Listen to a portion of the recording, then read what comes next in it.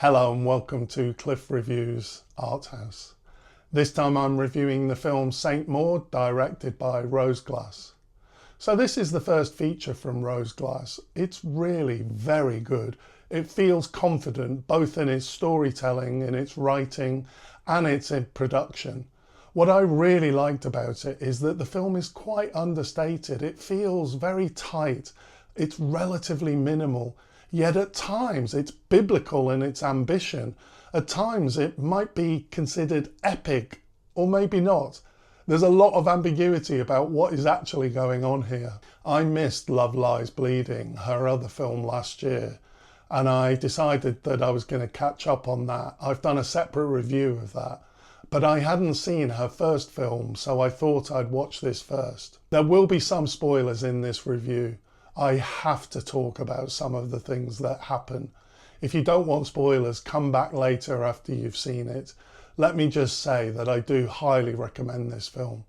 Saint Maud is the story of a nurse that's caring for a terminally ill patient. But Maud is devoutly religious and she believes that God is sending her to this patient to save her soul. I think the most obvious meaning of the film is that Maud is having mental episodes where we think she's getting direction from God. I think that this might be a typical atheist reading of the film. However, I watch this film from my spiritual perspective. I do have a belief in a higher power. I'm definitely not religious, but I do have a faith that there's something bigger than in the universe. Therefore, for me, there is a part of me that sees an alternative interpretation of this film, that actually Maud is a saint, that there is a God, and Maud is having profound experiences in relation to God. I think this film is really expertly made. My interpretation of the film is that it's not definitive on whether she really is being guided by God or whether she's mentally ill. I do feel that the film leaves an opening for Maud to be really having these experiences. We know that a previous patient of Maud's had died and that this had been a traumatic experience for her, and that it was after this that she underwent a spiritual conversion.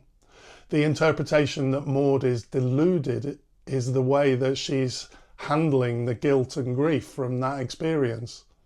The film doesn't give us any definitive answers, but there's a lot of suggestion that Maud is deluded, that her spiritual events are brought about by the trauma and the mental illness. One interesting point is that the film is presented entirely from Maud's perspective. She acts as a kind of narrator at the beginning, but I think she was actually talking with God rather than narrating. We know that she hears the voice of God and she has the experiences of divine ecstasy where she appears to have a kind of orgasmic bodily experience. But we don't know if it's her that's bringing all this on.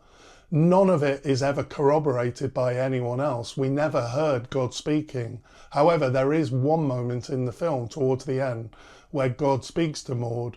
And this is presented in a different way. We hear this voice. It's not internal to Maud. So whether this is still Maud's delusion is unclear. But at face value, this voice isn't coming from within. God is speaking to her. I love this about the film. Overall, I do think it's leaning towards being about her delusions. After all, she does end up killing Amanda. That seems to be unlikely as an instruction from God. But there's enough ambiguity and openness to the biblical elements of this story being true, and I really loved that about Saint Maud.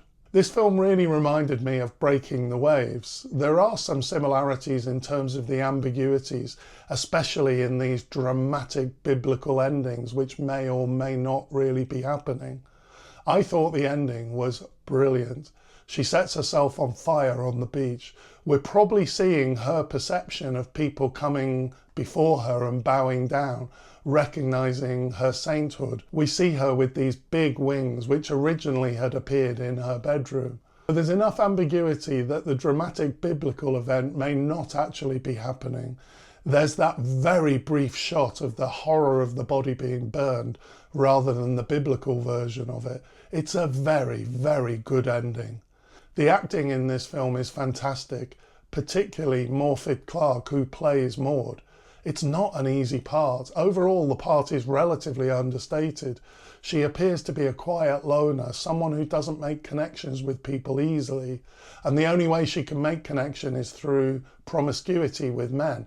But then she has these ecstatic spiritual convulsions which are really extreme. Then she goes back to the quieter Maud, all in a flash. There is an element of The Exorcist in this film. We have a vomit scene and we have a levitation scene. It's kind of a possession film. But interestingly, the possession, if it is a possession, is God. Saint Maud is an ambitious film, and I think it could easily have not worked, but it did work. It's interesting in terms of its themes, and it's thrilling in terms of the small possibility that we're actually watching something on a biblical scale. I really recommend this film, and I look forward to seeing what she produces in future. Thanks for watching, and I'll see you next time.